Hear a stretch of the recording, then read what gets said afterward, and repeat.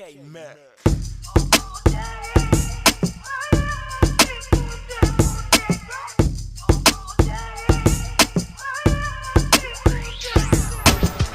Turn the bass down, bring my vocals up. Big shots in the building, we came to burn it up. I ain't came to start. What up, y'all? This is For the Love of Boxing TV. This is Quali coming at you. Let's get straight to it. Just wanted to recap the whole David Benavidez versus Caleb Plant event that happened Saturday night. It was a classic fight. Shout out to David Benavidez and Caleb Plant. Them boys put on a classic. But let's begin this breakdown from top to bottom. Crowley versus Ramos, hella fast fight. Crowley, man, unbearable pressure. Just Ramos just couldn't handle it. It was just too much, man. Also, man, he got a great story behind him. I don't really have to get too much into that, man. It was just pretty much the same thing. It went the whole 12. Crowley got a decision. Just pressure from round one all the way to the end. You know, usually that type of style benefits the Mexican fighters. He was fighting a Mexican guy.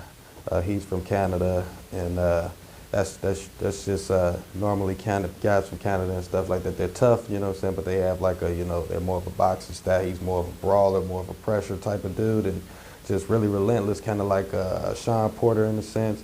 Just really all up on you, and it was just really surprising to see that the Mexican guy really couldn't handle the pressure. The Mexican guy was more of like a boxer than the Mexican style brawler type of thing that we used to. And it was just too much, same thing. He kind of pretty much won every round.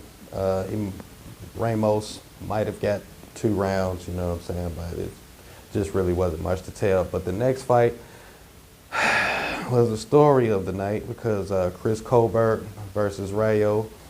And man, shout out to Rayo, man. You don't got to hang your head. He was robbed. He was robbed. He knocked Chris Colbert down. The backstory behind this fight quickly, I feel like it's just interesting. This is a comeback fight for both fighters. Rayo was knocked out his last fight as well, you know, well, he was knocked out in his loss. Chris Colbert wasn't knocked out, but he lost his fight and he was knocked down for the first time in his career. And the opponent that Chris Colbert lost to last was the opponent that Tank fought.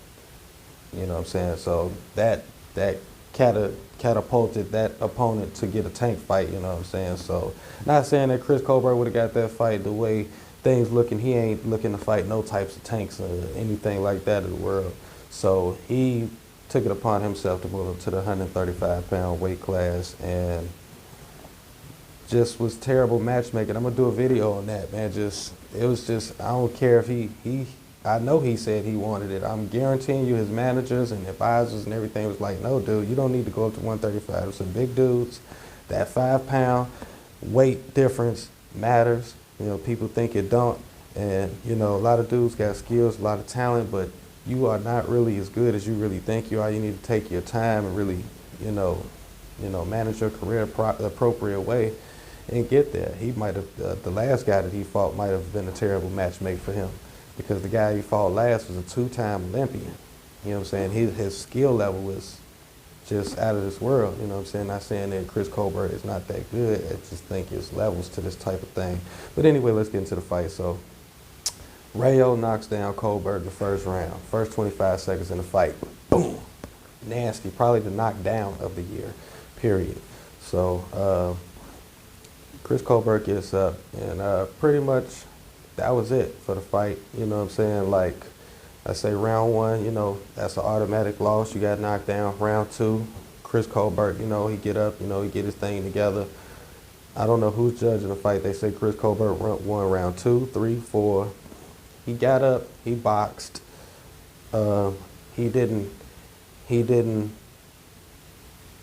It just didn't show. It didn't appear to show. It mattered. Rayo was still landing hard, clean shots each round. Round 2, just more of the same thing. And Chris getting hurt throughout the fight and stuff like that. Like, that stuff counts. If you get hurt in that round, that's, I mean, and the judges, if I'm a judge, like, oh, you know what I'm saying, that's apparent. I don't care. Like, it's not like Rayo would get that one shot and like he's hurt, and then Chris Colbert is getting like 10, 15 shots in. No, he's getting a couple of combinations here and there, but not to the I don't care if it's the rookie eye or the expert eye. Everybody in the whole world in the arena saying that Chris Colbert did not do enough to win that fight, and whoever the powers that be, that was just crazy for y'all to rob Rayo like that. That was a hellified robbery, and Chris Colbert had a nasty post-fight press conference and everything, saying he don't want to get a guy a rematch. Man, when you have a controversial fight like that, man, you immediately jump back in. Anytime Floyd has had any type of controversial fight, next fight we right back in there, period. You know what I'm saying? Castillo, they thought Castillo won the first one, jump right back in there. Madonna was close, jump right back in there. I would have liked to see him fight De La Hoya one more time, but, for the most part, you got especially this one. This was one of those where he like, all right, now we finna run this one back, dog. I don't like that the fans think that this is, I want to separate myself. So he like, no, he's mad that the guy was crying over the fact that he feel like he actually won the fight like Rayo did win the fight, man. You can't be mad at that, man. I guess you can, you know what I'm saying, if you accepting wins the way you accept wins, but that's not the way this thing goes. And again, man, Rayo, don't hang your head, man. Just go to the drawing board, go another direction. Colbert is going back down to 130. Saying, I'm going back down to my true weight class. I just came up to 35, so I could prove a point. I guess so, man, but I won't be following you anymore, you know what I'm saying? You lost a fan. That's not the way that we do this thing and the thing of boxing, you know what I'm saying? I hear what you're saying. You shouldn't have went up there to 35 in the first place. That's why I'm gonna do a video on matchmaking. It is what it is, so yeah, I guess we can look forward to seeing Chris Colbert spend the rest of his career at 130, fight nobodies, because even the talent at 130, the top talent at 130, he ain't gonna be able to beat. There's a lot of two-time Olympians down there and stuff like that. Talking about he won his rematch with Hector Garcia. No, you don't. You're gonna lose to him, and there's another dude down there who's actual gold medalist.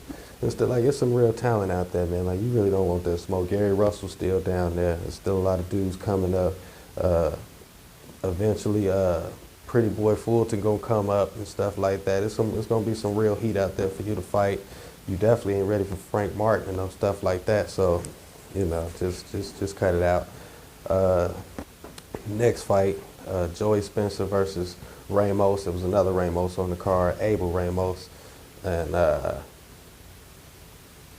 man, Ramos is just, best way I could put that, it was just too much of a man in there. It was like a man in there with an actual little boy. You know what I'm saying? And the best way I could describe this, Joey used to be on ESPN. He was an ESPN fighter. Now he's with PBC. And ESPN and Virgil Hunter did a really good job of protecting him. You know what I'm saying?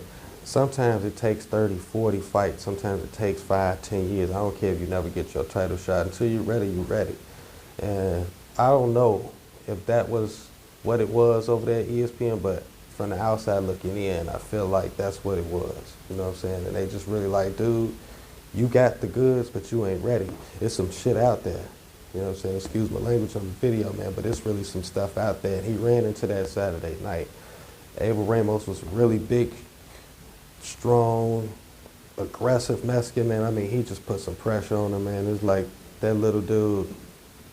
And Joey ain't a little dude, you know what I'm saying? He's short. He's probably small for that division, but he can't get any smaller the way his frame is. And he just ran into a better man. You know what I'm saying?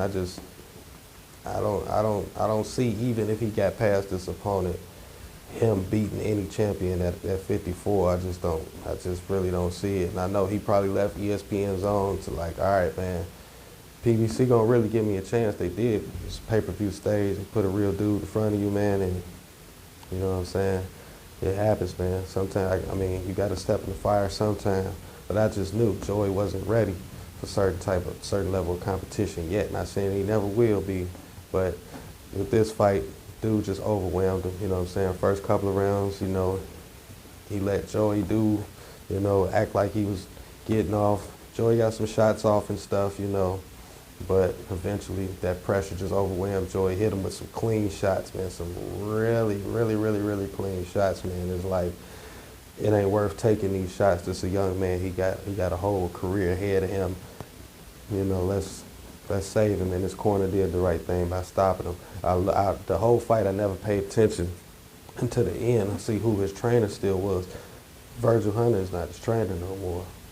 This fight might not have happened if Virgil Hunter was his trainer or his advisor or ESPN was still over there, because they were like, man, I'm gonna do a video on matchmaking again. These fight 2 and fight 3 on the undercard was terrible matchmaking. Terrible matchmaking, whether these fighters wanted it or not. I would have just, it's not worth it, man. You can't be that thirsty to get on pay-per-view, man. It's not always worth it, man. And to the main event, man, again, man, what I said in my fight prediction happened. I said it, man, the only thing that I see that's going to beat Caleb Plant is his stamina. The dude needs to work on his conditioning, like supreme conditioning, from round 1 to 6, looking good. You know, Benavidez might have got a round in between there, but at the same time, he was looking good. He kept the stick on him.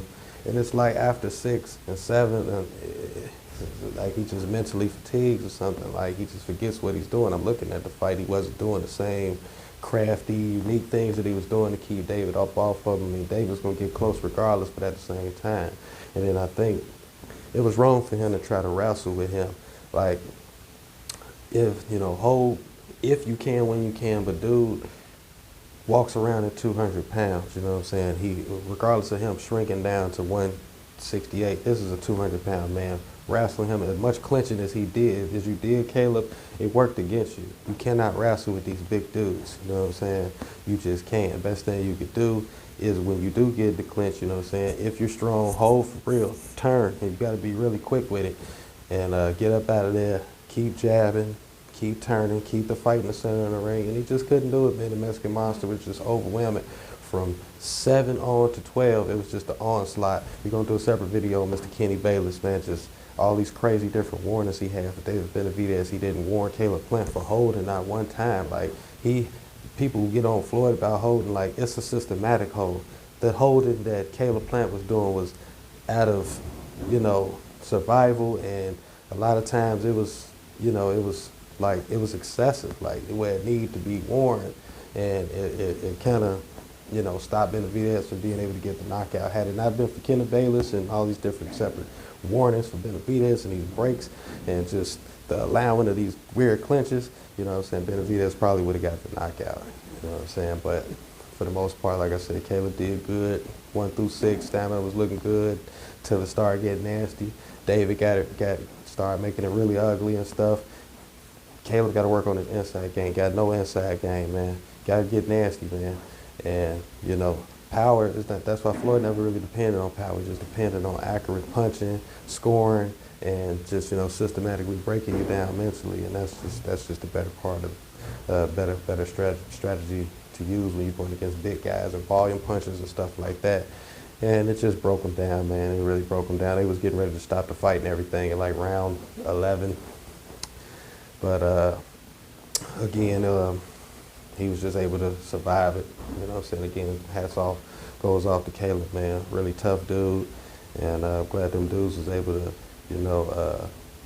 fix the beef, you know what I'm saying? And they had really bad blood going into this, man. It was good. They was able to, reconcile all that type of stuff, man, and shake hands and have some sportsmanship.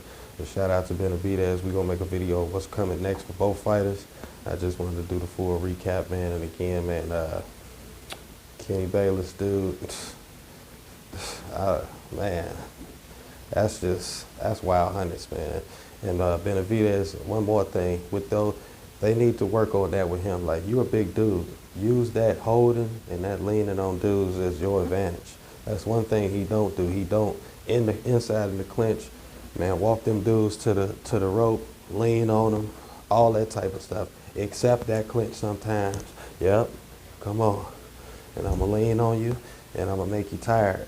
Because that sure did make it feel like Caleb, if you'd have just, held a little less and did other unique things for a breather, because, some of that he did, you forced him to lean on you. And it's like, it wasn't doing nothing to him. It was like he was like a little rag doll. He like that didn't affect him. He wasn't tired at all. David was in great condition. Not saying Caleb wasn't, but it's like, man, you got to really get that together if you're gonna be beating people like Canelo and Charlo and all this type of stuff. And you got to have some condition and some wherewithal to go into the late championship rounds. But again, man, I'm gonna do other videos, man, and pretty put some attention on certain issues like Kenny Bayless and the Colbert situation for sure. Shout out to Ryo, man. Hopefully he get his redemption in another way, man. Again, man, that's it for right now, man. I'm gonna end this video right here, man. But like, subscribe, share. Until next time, there's gonna be plenty of more videos coming. You see me, I'm at work right now, so I'm grinding it. However, whenever. Gotta get it out, you know what I'm saying? So any updates, news, anything, you already know, man. Stay tuned, stay locked in, tapped in, everything. So till the next time, this is Quali for the Love of Boxing TV. Peace.